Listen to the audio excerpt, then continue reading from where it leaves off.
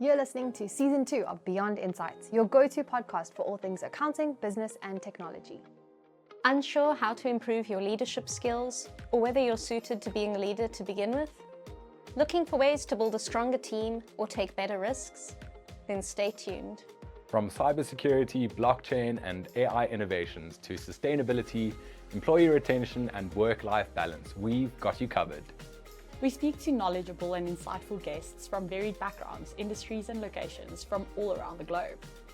From this multiplicity of thought, we strive to find solutions to our most urgent business problems.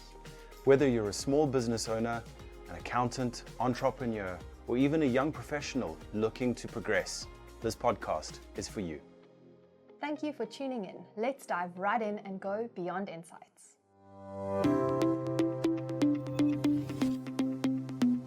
Hi everyone, welcome back to another episode of Beyond Insights.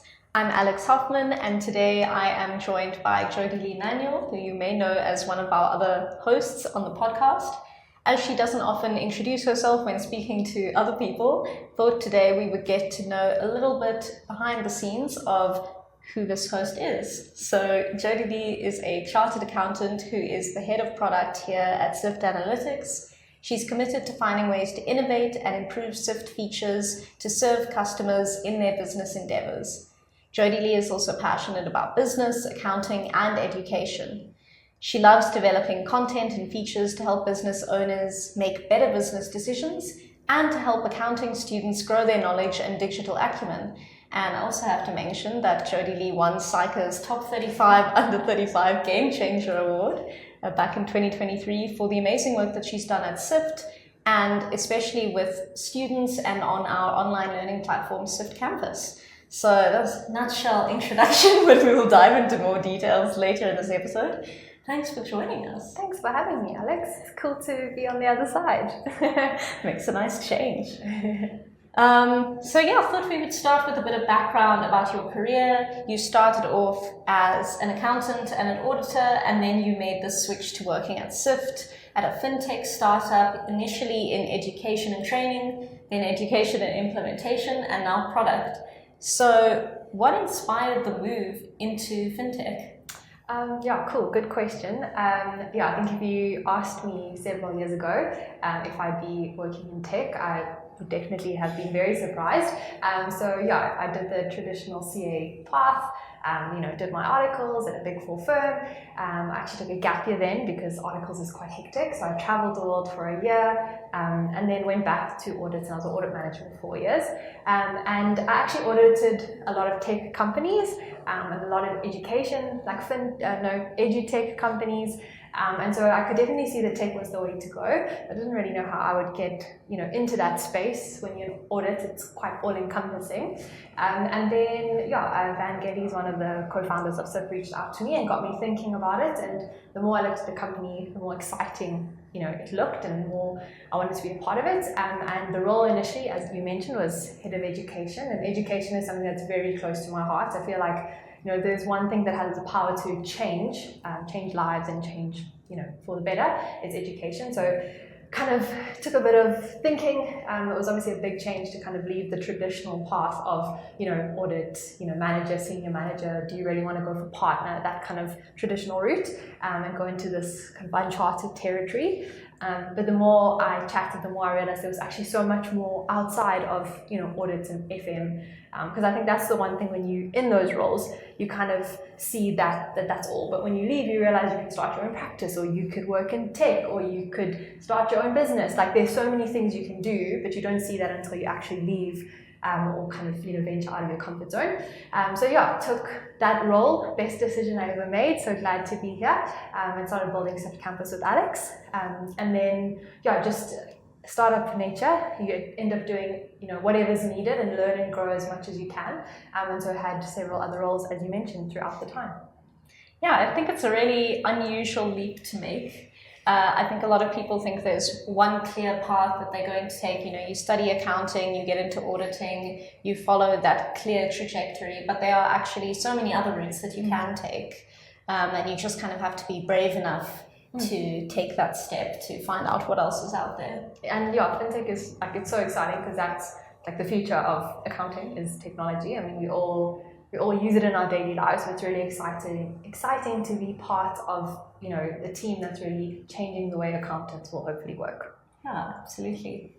So I thought maybe we could break down some of the differences between the work that you used to do as an auditor and the work that you find yourself doing today. So there's actually more similarities than I thought there would be, but we can touch on those later. I think what's quite cool about working in fintech is you're building a product. So in a lot of other like accounting space roles, you either have monthly reporting or you're on audits, and so every month you kind of like go through the busy period of, you know, doing the monthly reporting, or every quarter or whatever you do the audit, and then you're very stressed, make the deadline, and then you start all over again. You kind of go to the next client. And remember when I was in audit, I think I had 1 month where it wasn't busy and the rest of the year was just going from one audit to the next. Whereas in product, we're obviously also super busy all the time, but it's exciting because we're really adding and building and improving on what we've done before. So I think that's quite a big difference for me. I think we also deal with, so obviously in both you deal with customers. For me personally, the type of customers I've dealt with have changed quite a lot. I had a lot of big, very big corporate clients, like big listeds, and now we have some of those, surprisingly. Well, surprising to me when I first joined, but a lot more smaller customers, smaller businesses, and I think that's really exciting because small businesses are kind of the lifeblood of the economy, so really cool to see how we can help them grow and change.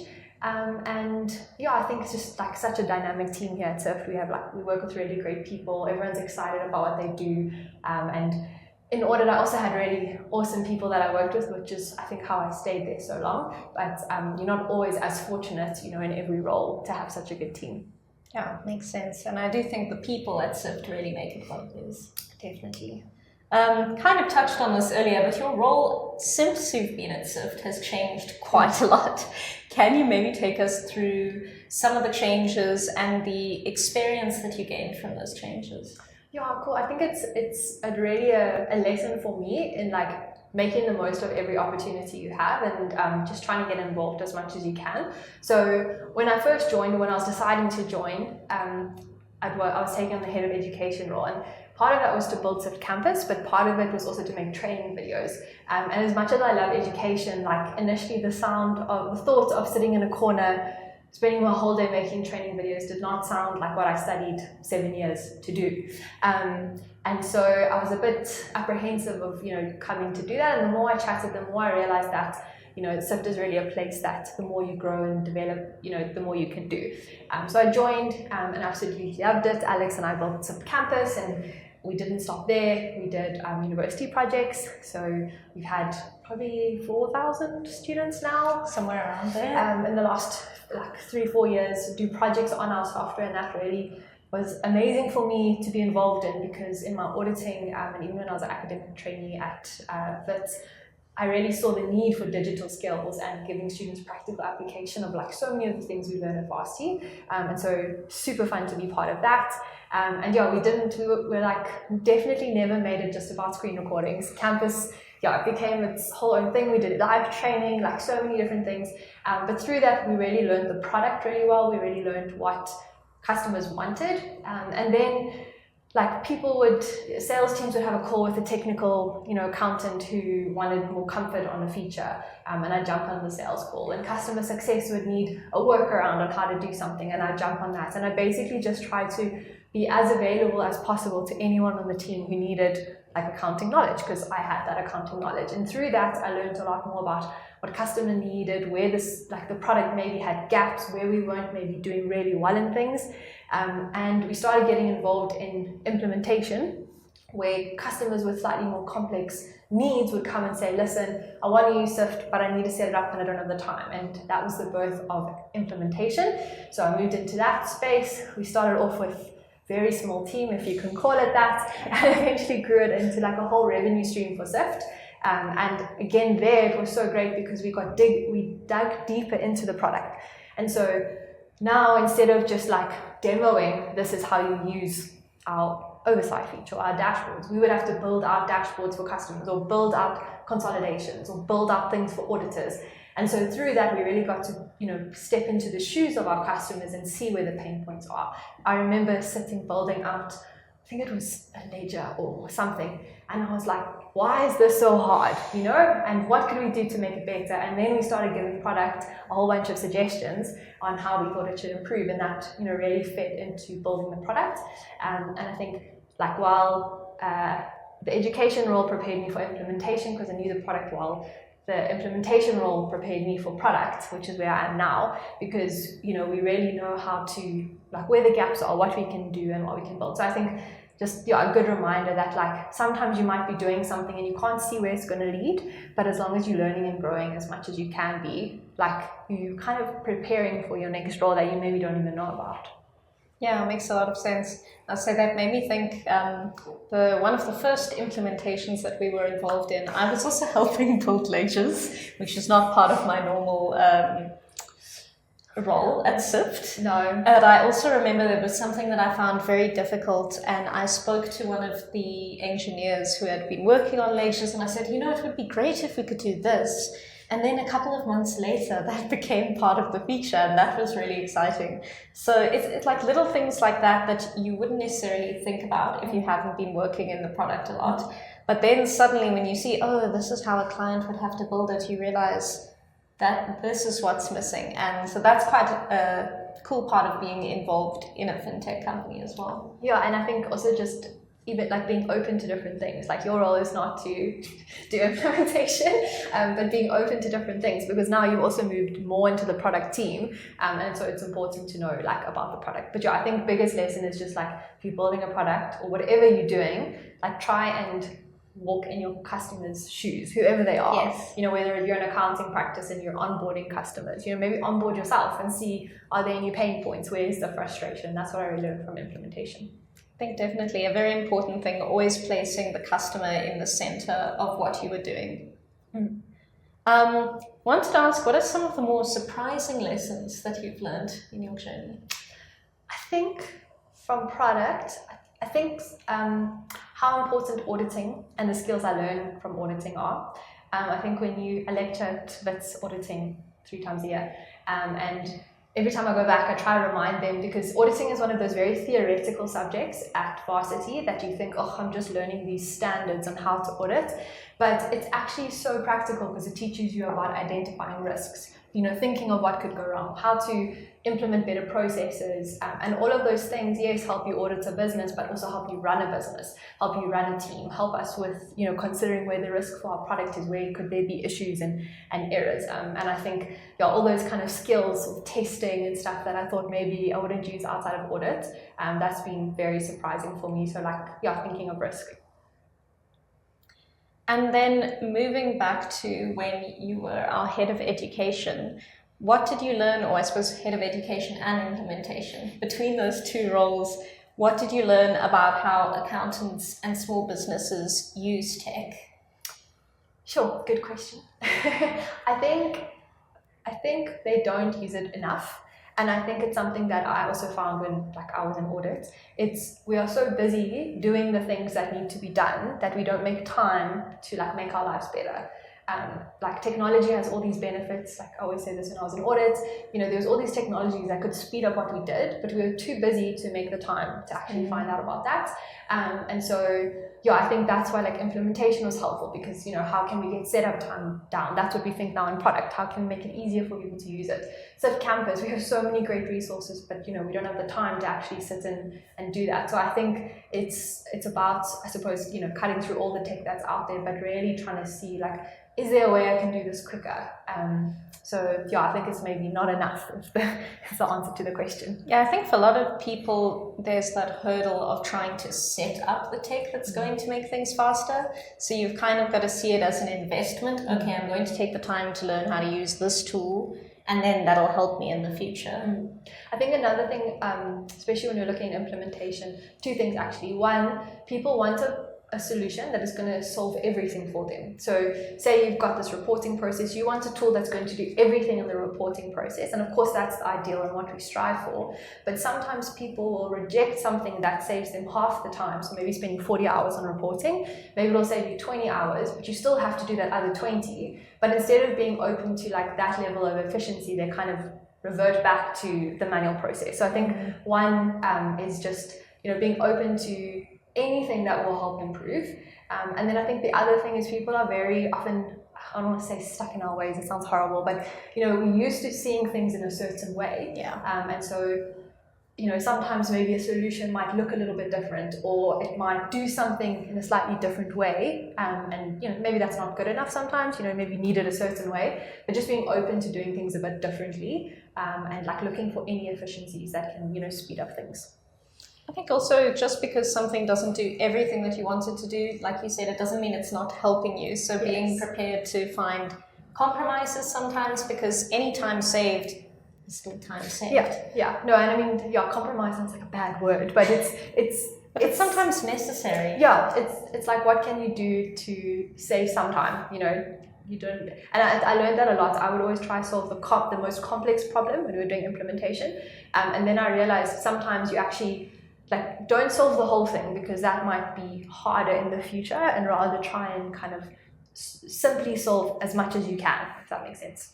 Yeah, I think it's the idea of it doesn't have to be all or nothing. Yes. You can find something in between. Yeah, agreed. What were some of the biggest challenges that you faced when you were helping users to implement financial reporting tools effectively? Good question. I think upskilling. So obviously we would do a lot of the setup, but then there is some level of maintenance or just knowing how to use it. And I think that was the toughest part, is we'd put so much effort into the solution, and then they wouldn't really use it to the full advantage. So we came up with a bunch of tools and training and all sorts of things. So I think it again comes down to making the time.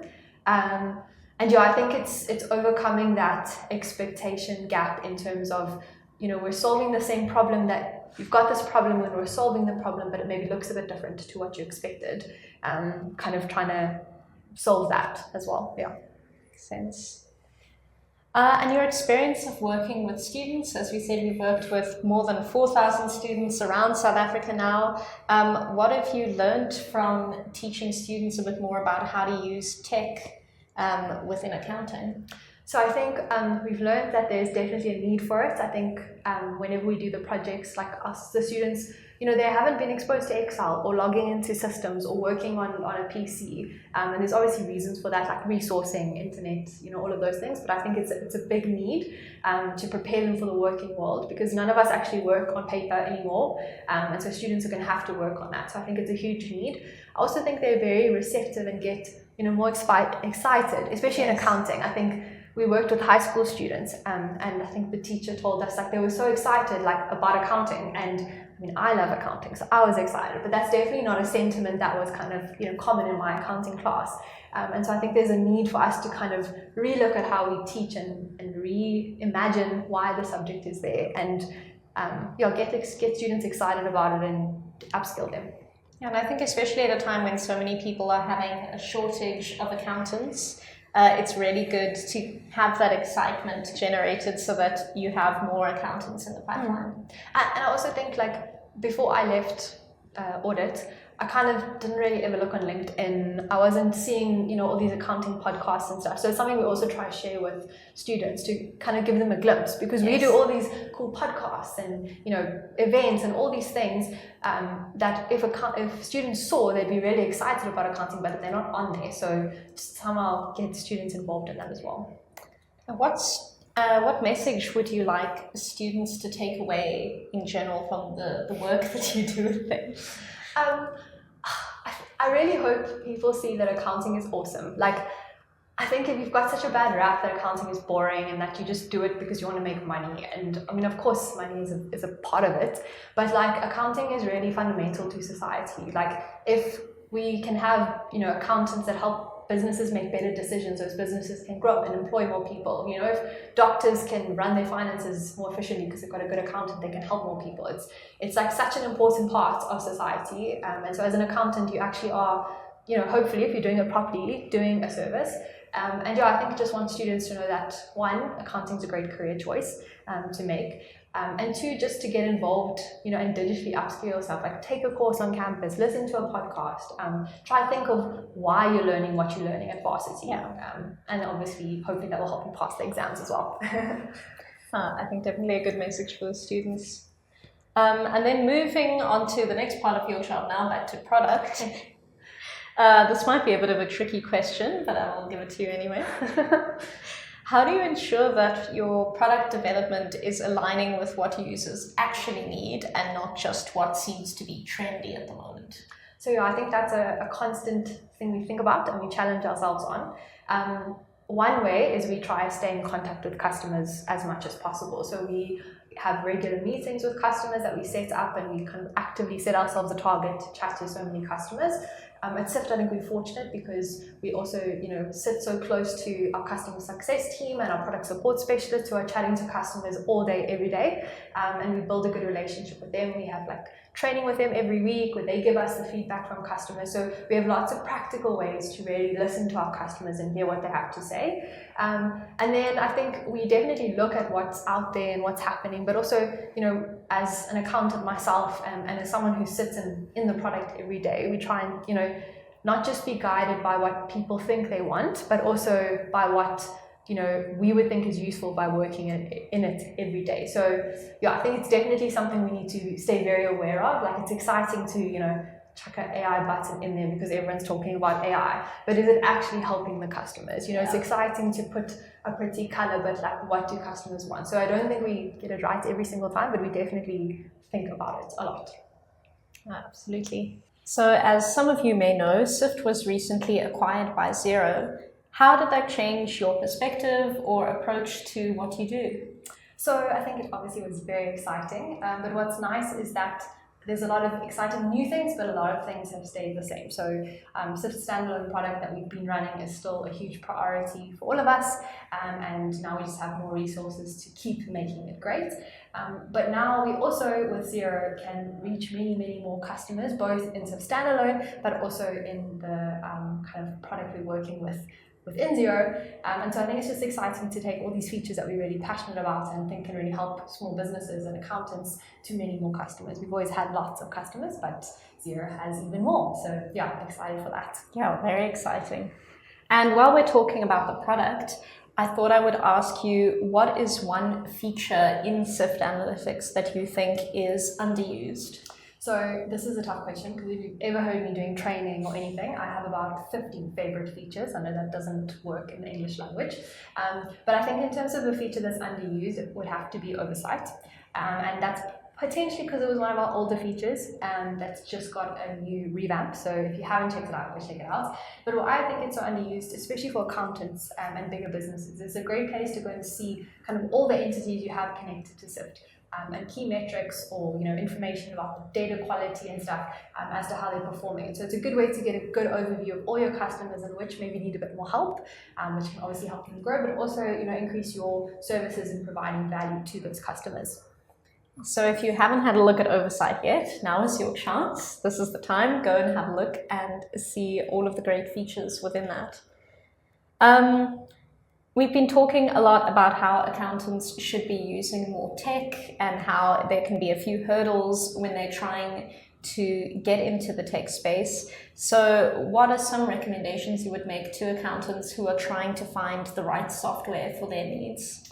So I think it's definitely a difficult one, and I think the reason, at least in my view, that it's so difficult is because of time. Like we said, often we're so busy just trying to do our jobs. Like when I was in audit, there was always deadlines. We never had enough time, and so we never had time to go and explore tech. And so I think the first thing would be make the time. I know it's hard, but it will save you time. So lots of time in a sentence. But I think it's like firstly, take time to identify what your pain points are. What is taking you a lot of time. Okay, now I've said it too many times. But identify what the problems are that you need to solve, and then go sign up to a few softwares to solve that say they will solve it. But then also be smart about it and don't go sign up to every software. There's lots of resources out there. There's companies that will advise you. There's communities. I mean, LinkedIn is great. There's like Xero communities. Accountants out there really are keen to share. They'll let you know what their app stack is, how they've solved problems. So reach out to that community and use that. But really just make time to go and try different tools, because it will make your life easier in the future. Yeah, absolutely. And I think quite a few of the people that we've had on this podcast have been experts in migrations and integrating different tools. So a lot of resources out there. Yes, and it's worth it. I think that's the biggest thing. It might cost money, or you feel like you really have this big deadline and you really can't find time to do it, but it will be worth it in the long run.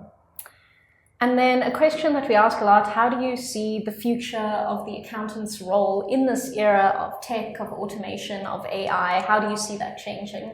I think it's really exciting because when I was in audit, first-year trainees did all the boring jobs. We had to tick in invoices, we had to select the samples, and it's all very important. It helps you understand the process and all that.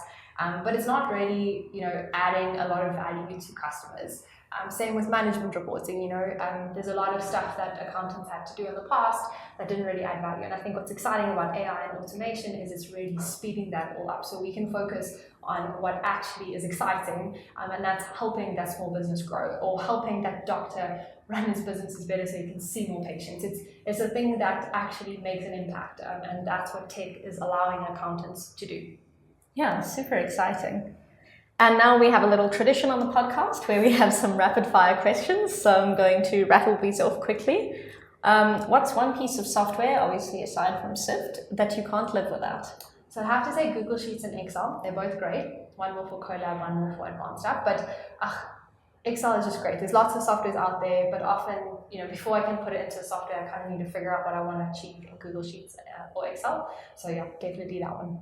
And the best movie you've watched recently? Would have to be The Accountant 2. I watched it yesterday. It was amazing. And yes, it's a lot of action, but it also shows the importance of accounting. So go watch it. I'm super excited to see that one.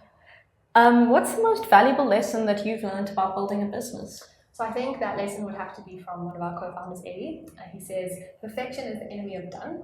And that definitely doesn't mean that we don't strive for perfection and doing it to the best of our ability. But I think, the best thing is to just start. Just try and you'll learn from it as you go. So yeah, the biggest lesson. Iterate and reiterate. It doesn't have to be perfect from the get-go. Yes, because you actually won't know what's perfect until you've chatted to customers and you realize, actually they want something different. And if there's just one thing that today's listeners take home with them, what would you like it to be? Okay, so I think it would be, from a career perspective, to wherever you are, expose yourself to as many different parts of the business or the role, get involved in things.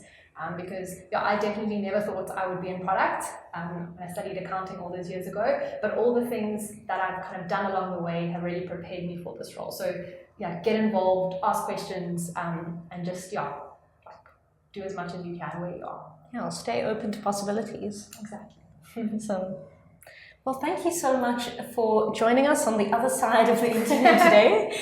Thank you everyone who's been listening. I'm sure you are as interested in Jodilee's story as I was. It's a very unusual one, and also something that I think you can learn a lot from as an accountant, or really any professional, taking on all the different opportunities that you see around you so that you can learn and grow, and you never know where it may lead.